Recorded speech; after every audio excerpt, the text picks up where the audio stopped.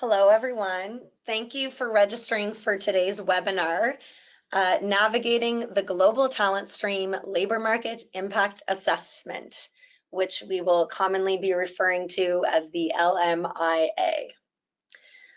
Just a couple of housekeeping items before we begin our presentation. So with that being said, we will begin our presentation. My name is Sarah McInnes, and I am an immigration and labor and employment lawyer with McInnes Cooper, and I'm happy to be presenting on this topic to you today. I'm presenting with my immigration colleague, David Nurse, and he is going to start with the first half of our presentation for you. Thank you, Sarah. Good afternoon, everyone. Thank you for joining us. I'm going to ask Sarah if she can advance the slide for me.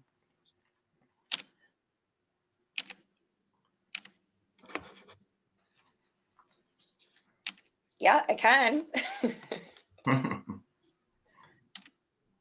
There we go. Okay, great. Thank you, Sarah.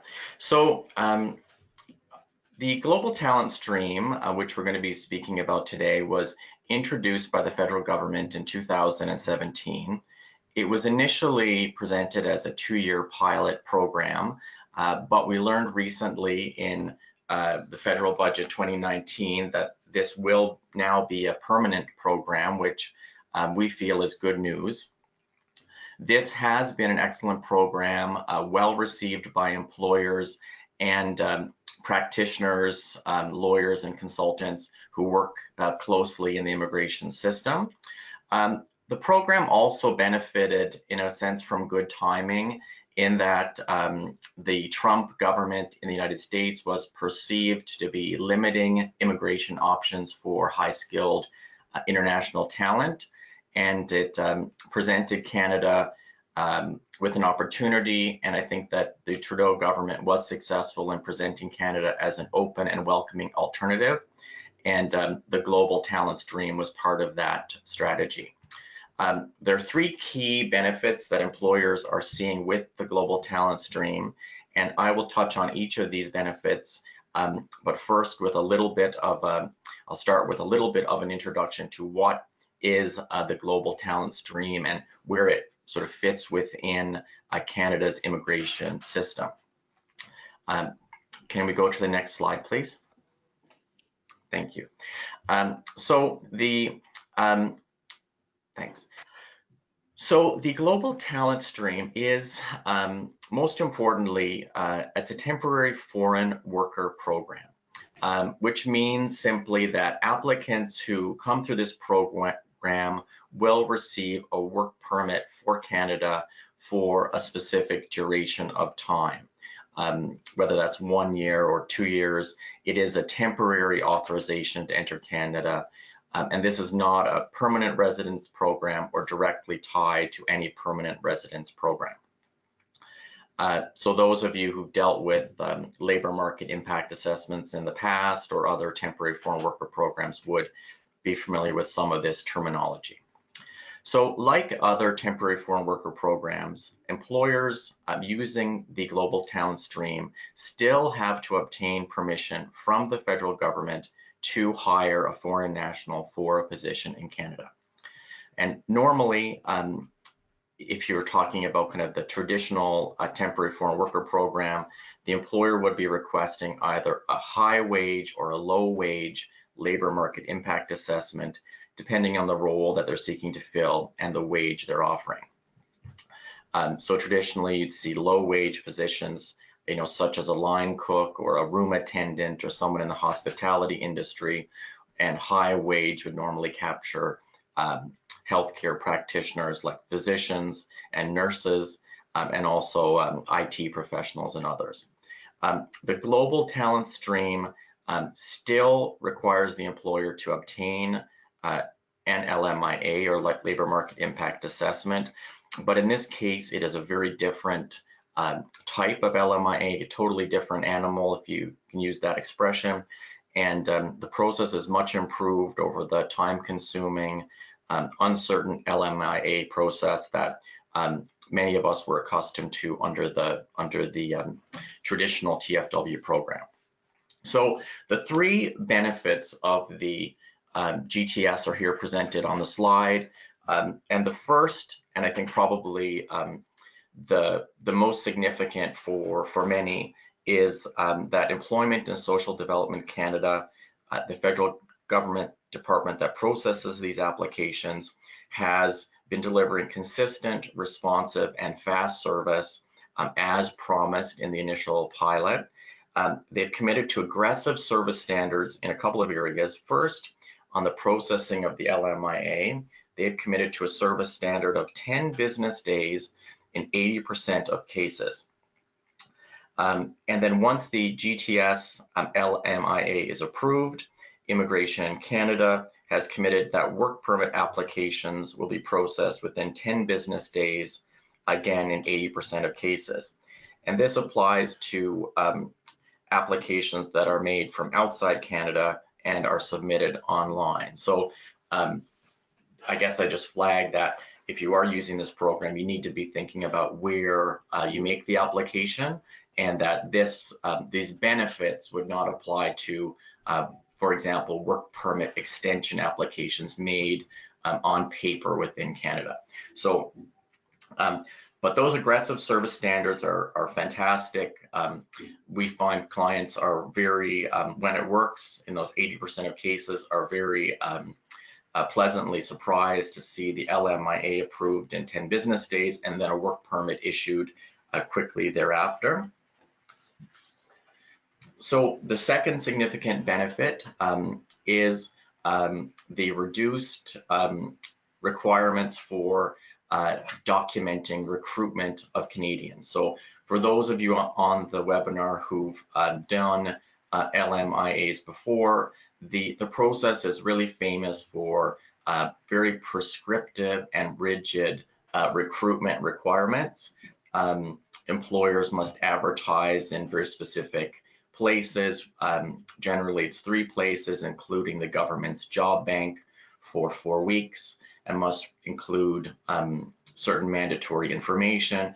And then they must report on the recruitment efforts in their application, including disclosing, why each Canadian applicant was not satisfactory or not suitable.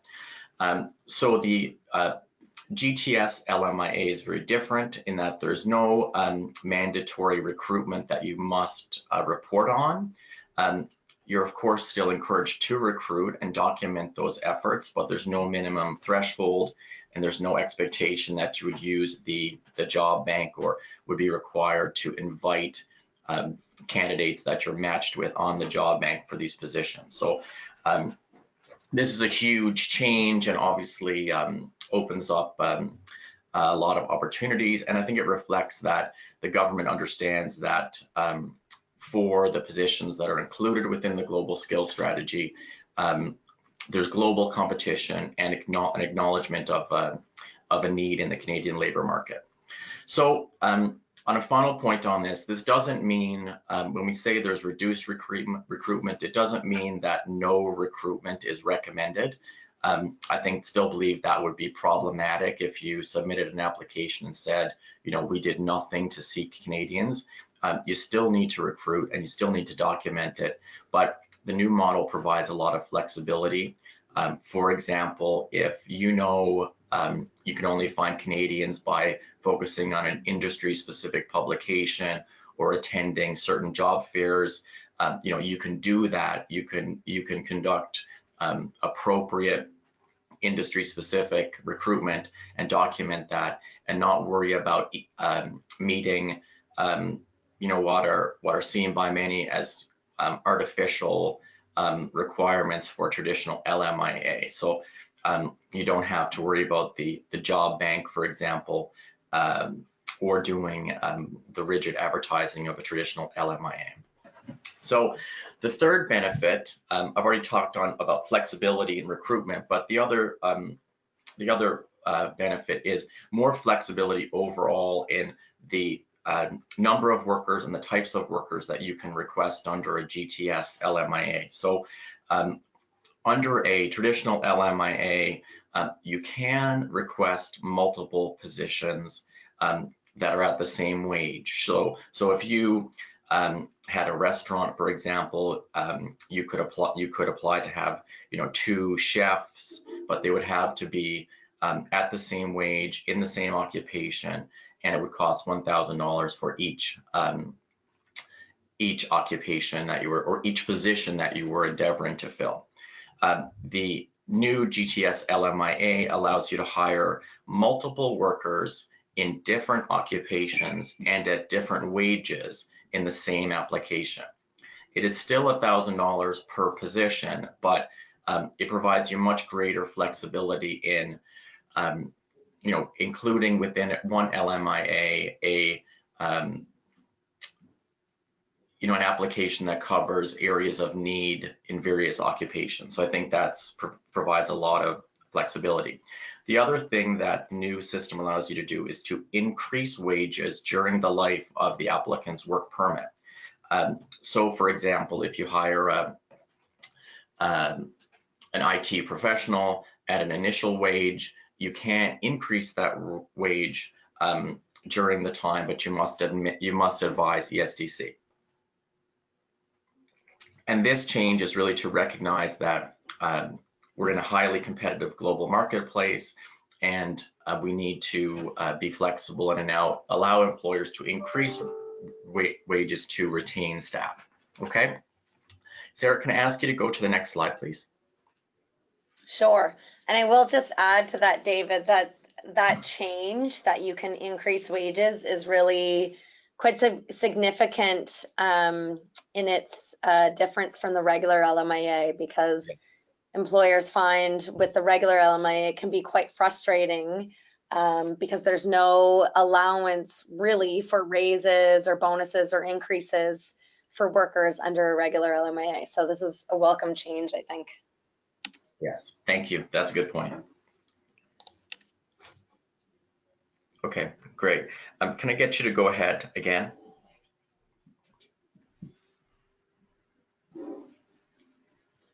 Thanks. I'm going to talk now for a couple of slides just on a little bit more of the substantive detail of the Global Talent Stream.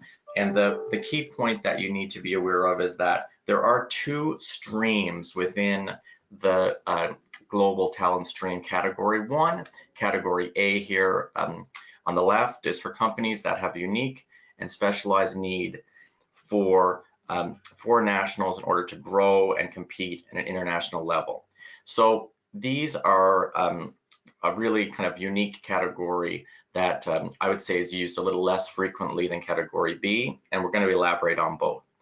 Category B is for companies that need to fill in-demand, highly skilled positions that are on what is called the Global Talent Occupations list. So this is a fixed list of occupations that the government has identified as being appropriate for the use of the Global Talent Stream LMIA. So can I get you to go ahead, please, Sarah? Thank you. So this is a quick kind of visual representation of what category A refers to. So essentially there is something called a designated referral partner, and I'll use a COA as an example because it's one that I've worked with myself. And essentially the government has identified designated referral partners that are permitted to refer appropriate companies to this stream, allowing them to use it to bring in this exceptional talent. So the criteria for the designated referral partner are supposed to be considering when they're looking at a company is they need to be looking at whether that company, it has a certain amount of revenue, is showing recent growth, is in a high growth sector, and is doing innovative products and services. So really it's looking for, they're looking at companies that are, startups, but also are going to be doing anything that is high growth or innovative. So it could be someone in the seafood sector if they're doing something that's particularly innovative or new. So it's not only technology companies. You can kind of make your case for inclusion in this referral category. And for category A, it's very much restricted to this kind of concept of unique and specialized talent. So the individual who could be selected would have to have advanced industry knowledge, advanced degree, and or 5 years experience in a specialized field. And the first application under this category, you'd have to have a notable salary of greater than 80,000. And for the second referral under this category, you'd need to have a salary of 150,000 or more.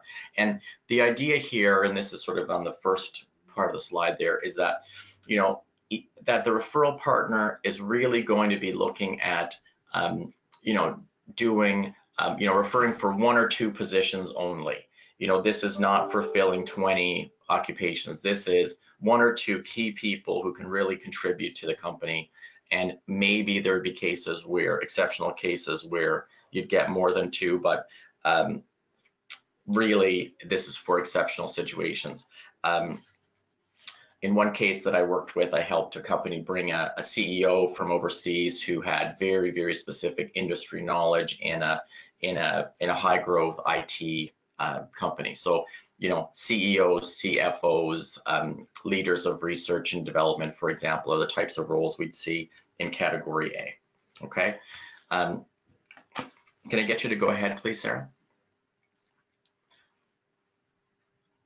Yeah. So again, this category B is really a slightly simpler kind of concept in the sense that it's really based on a global talent occupation list. So employers know that they need highly skilled foreign workers that are on ESDC's global talent occupations list. And ESDC has essentially, just assessed that, these are in-demand occupations and there's insufficient domestic labor supply, and they've designated this list of occupations, and they're primarily information systems and technology based, and as well as architecture and engineering managers. So I think that anyone who's interested in this should look at the list, because the list is not limited to sector, it's limited to the occupation.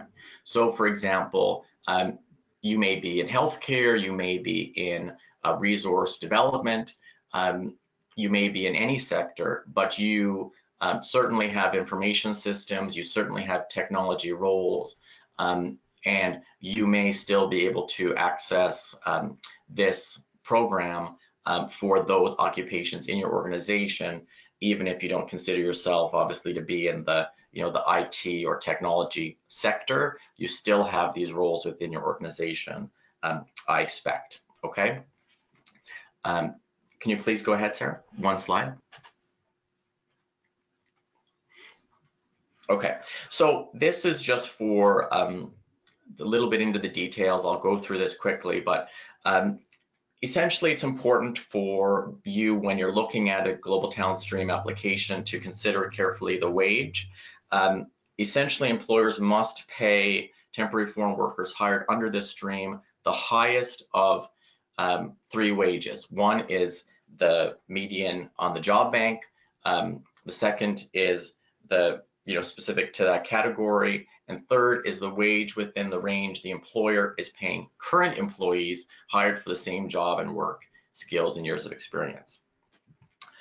So you should be reviewing your wages annually to ensure that you're still paying the workers the appropriate wage for your region and for your occupation. And I think that's an important consideration. So then when you're looking at the 2 categories, A and B, again, I've already touched on this a little bit, but for your first 2 positions under category A, the first has to be greater than 80,000. The second is needs to be the prevailing wage for the occupation, if it's greater than 80,000. So you're looking at something, ideally it's just going to be 150,000 for the second position, and you need to get the prevailing wage if it's greater than 150. So if it's a doctor, some kind of, someone doing very high skilled occupation, then, or CEO, you need to be looking at the prevailing wage as well. And for Bs, it's the applicable minimum wage for the occupation per the Global Talent Stream occupation list. Okay, can I get you to move ahead, Sarah? Thanks. Yeah, and I've already touched on that last point on the last slide, which is the salary increase, that you can increase wages, but you need to notify ESDC of changes. So this is again into the details of what you need to do to actually make the application. It is similar in many ways to the traditional LMIA. First, you have to complete the unique Global Talent Stream application form and the Annex A, which is essentially where you list those additional occupations you may be seeking to add. So you're not just looking for one occupation, you're looking for, maybe it's 3 or 4 that are covered within this single application. You also have to provide proof of business legitimacy as you would for traditional LMIA. So this can be things like your certificate of incorporation, prior year tax returns to CRA, and leases and other things that prove that the government, or that the business is ongoing and in good standing, and also obviously the processing fee, which is currently $1,000.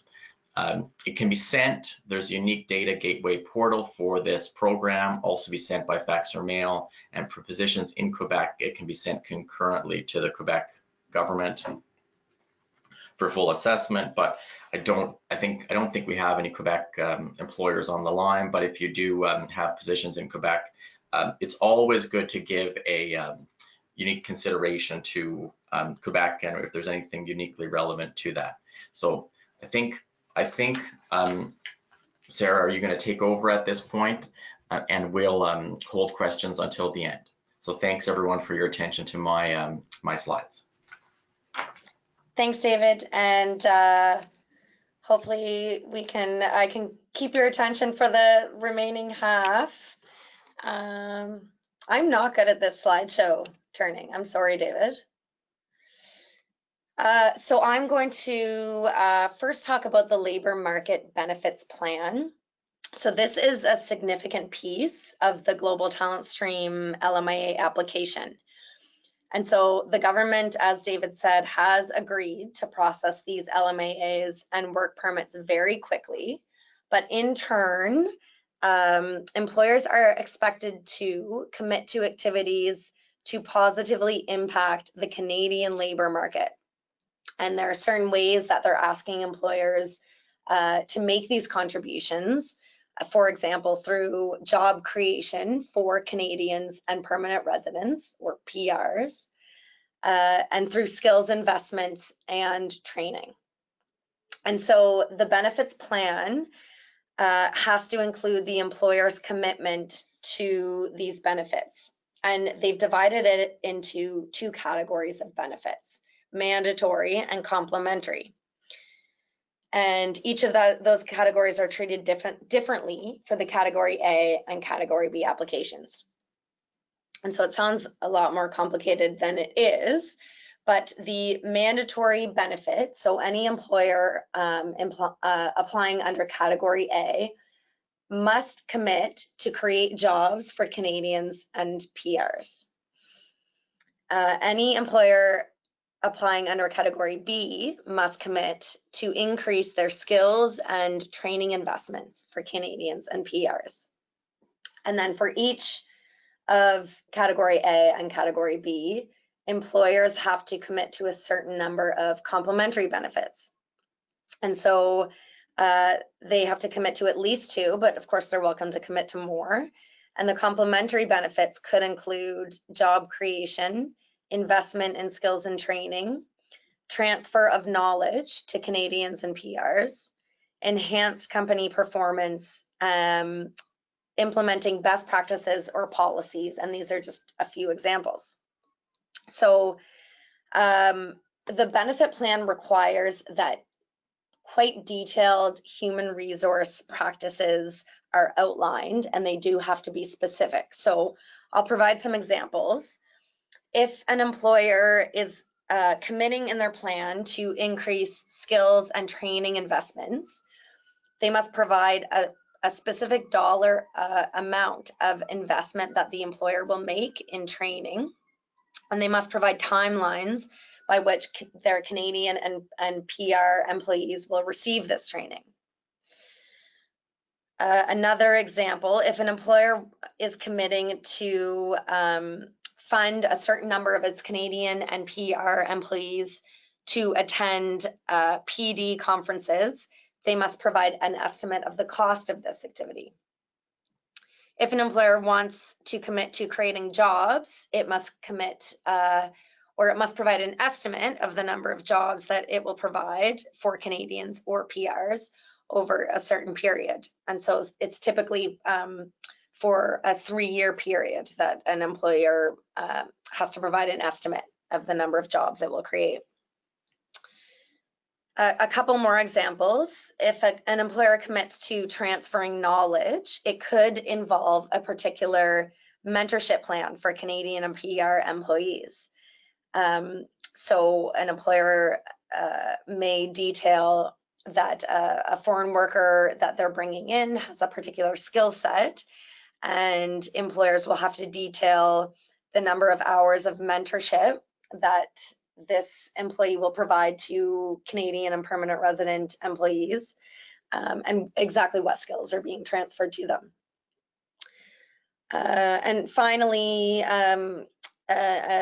an example, if an employer commits to enhanced company performance, it has to provide the dollar amount of increased revenue year over year. And again, it's usually for a projection of 3 years. So employers do have the option of submitting their draft benefits plan with their application, or employers can submit the LMIA application without the plan.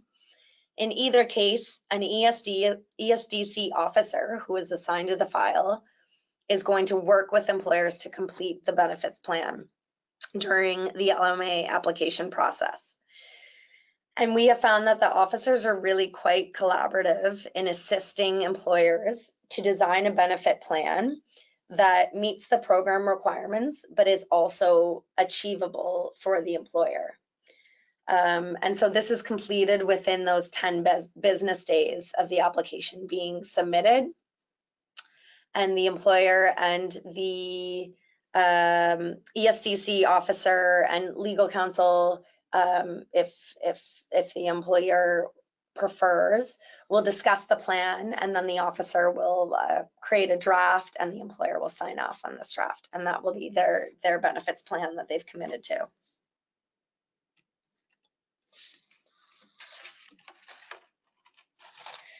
So that's essentially the LMA process. And then, of course, you're going to receive a positive LMIA after this and obtain your permission to hire however many foreign workers that you have selected. And after all of this, then employers should pretty quickly turn their minds to progress reviews and compliance in the program. And so ESDC officers are conducting annual progress reviews with every single employer that is participating in the GTS program. And they are going to review and evaluate a company's performance against the commitments it made in its benefits plan. So during this progress review, the employers will provide an update as well as documentary evidence of your efforts to meet the commitments that you made. So depending on what commitments you've made, employers could provide, for example, employment agreements for any Canadians or PRs that you've hired during the year, any receipts or other documentation from training or conferences that were attended by employees, or corporate tax returns to reflect annual revenue. So these are just examples of things, and there's not a specific list of documentation. It depends on the benefits you committed to, but anything that shows that you've either achieved or at the very least made a genuine effort to achieve the commitments that you've made. So it's understandable that not all of the commitments that were made in the benefits plan have been met. ESDC does understand that these were just projections. And so they will focus on your genuine efforts to achieve the commitments, and they will consider any explanations or rationale that you have for not having met any of your commitments. And as a final note, employers do have to continue to meet all temporary foreign worker program compliance requirements, just as you would for a regular LMIA. And so this includes retaining all of the documents that you used in support of your application for a period of 6 years, because audits can go back that long.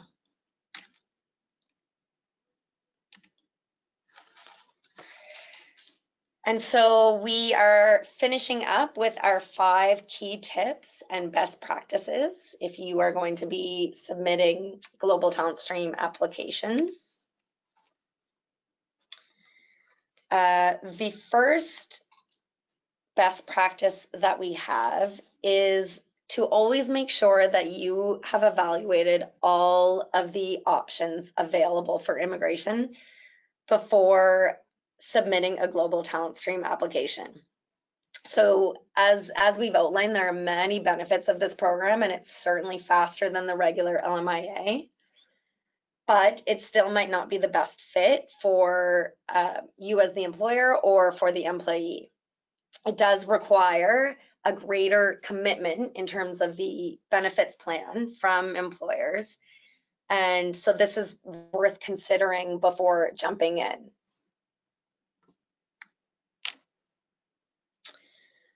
Number 2, think inside the box. So most of the employers for whom we've prepared these applications, including the benefits plan, we find that they are already carrying out activities and practices that benefit the Canadian labor market. So the benefits plan might not actually be an additional burden on employers. It could be a matter of simply outlining your ongoing practices in the form of the benefits plan. As an example, there is very likely, at the very least, informal mentoring and skills transfer occurring regularly in many of your workplaces. If you can put parameters around these activities, it could qualify as one of your commitments in the benefits plan. So that is something certainly that we like to help employers with, is to think about the practices that are already ongoing, see if we can fit them in the some of the examples of benefit plan commitments, so that it doesn't add a huge burden to employers.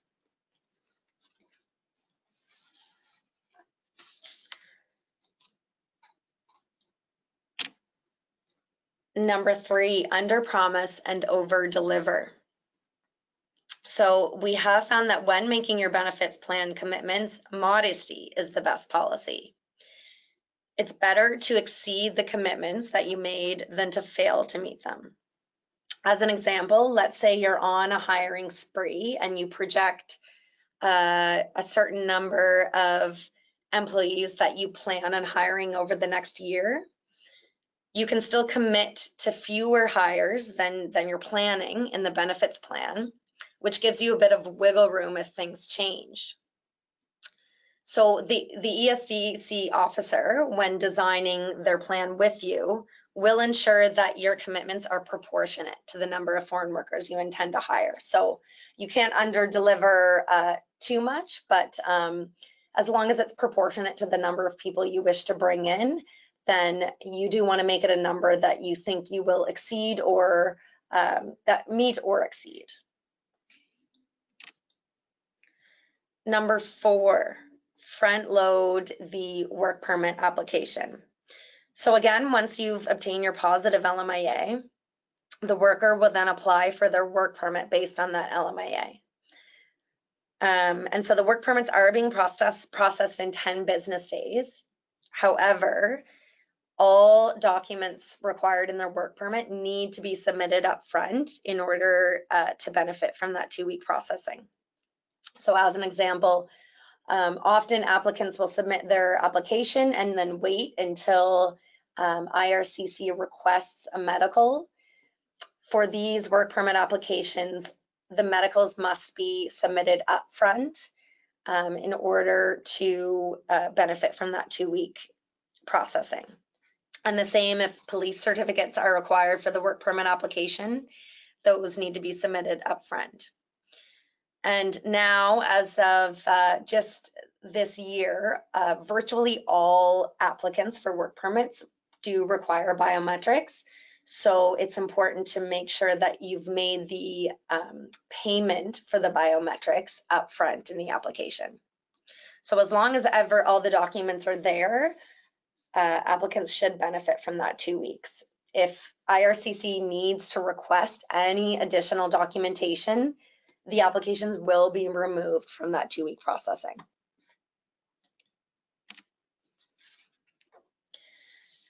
And finally,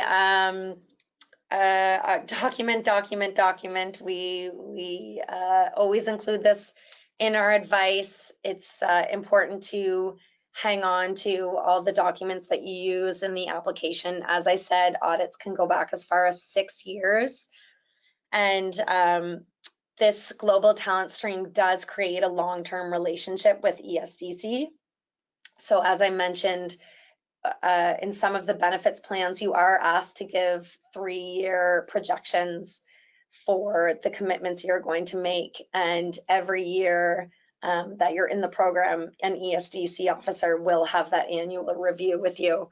So it's important to diligently document all of your efforts to achieve your benefits plan commitments so that you're prepared for these reviews.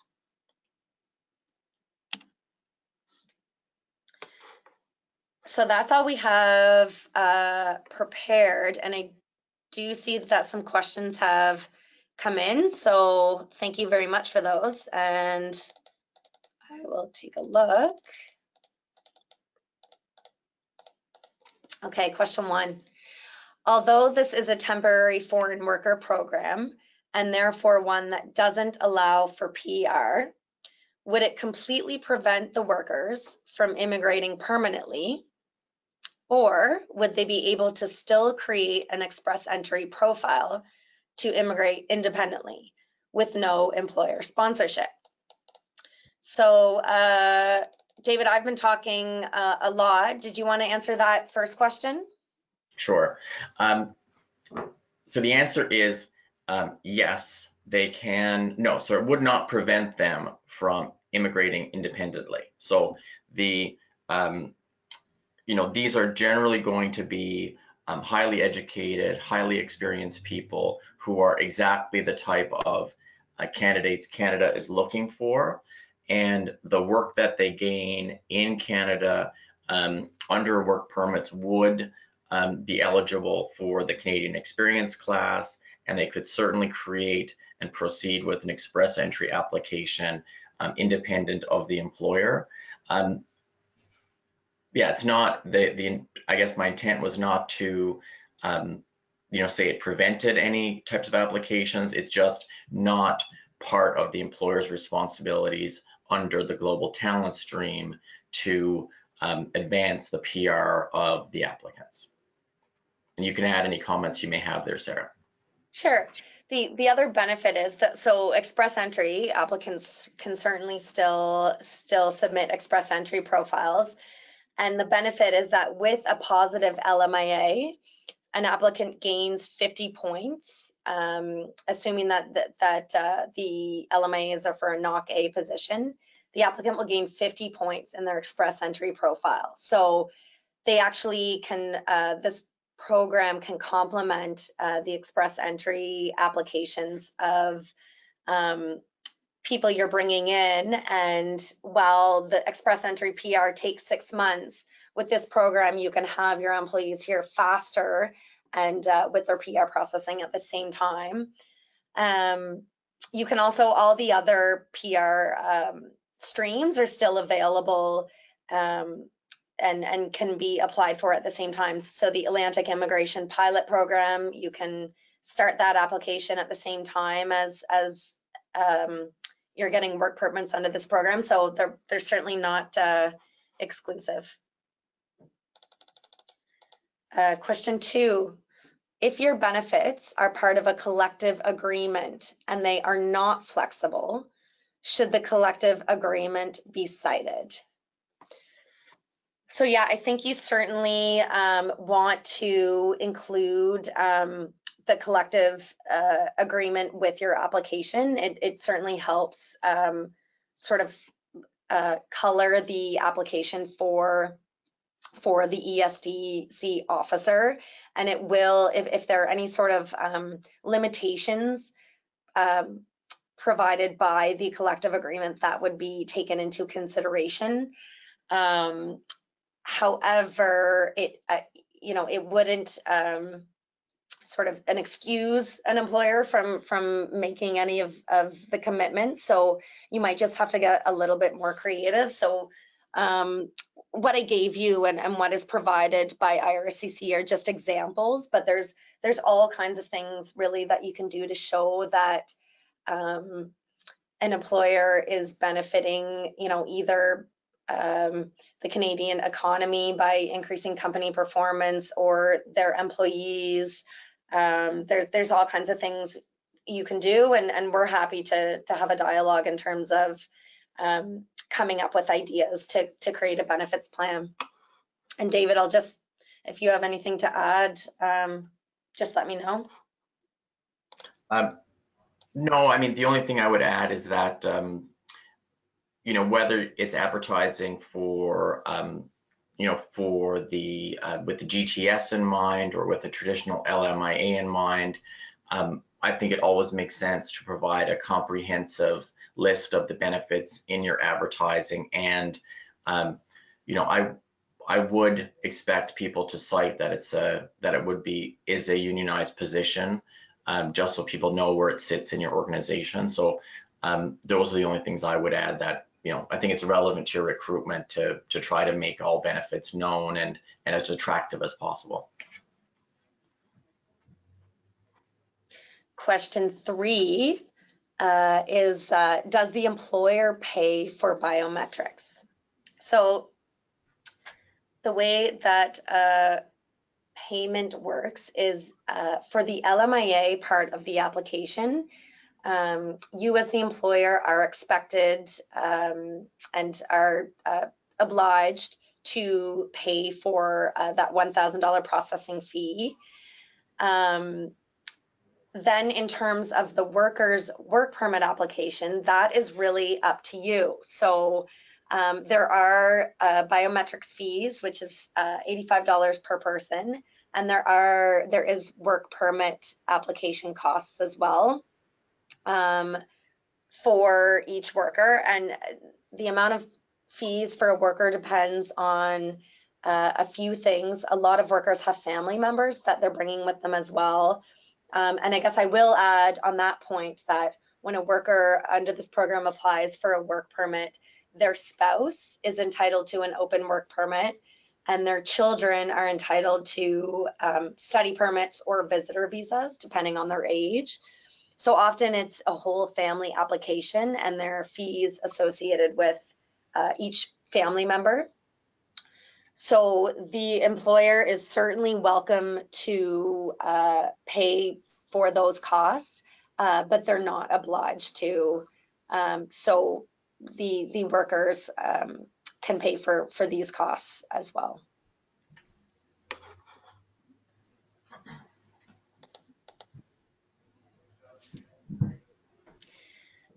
Any other questions? We have a few more minutes, so we're happy to answer anything else.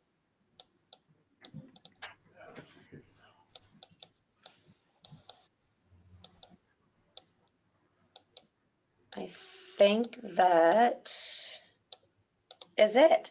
And David and I are very happy to, if something comes up that you have a question later on today or tomorrow or 6 months from now, we are happy to answer questions anytime, and happy to have a chat anytime about this program or about any other immigration programs that are available. Because again, this is just one option in a whole series of options that are available for bringing in temporary workers, both temporarily and permanently. So we're happy to chat with you about any of those. David, do you have any closing thoughts? No, just to thank everyone for their time and for signing up to be with us today. And just to reiterate what you said, we're happy to answer questions, and you know, hope to do more of these webinars in the future. And we also welcome feedback on the survey, because we'd like to improve them and make them as useful for the recipients as possible. So please help us to improve in that way as well. And that's the last comment from me. Okay, thanks very much.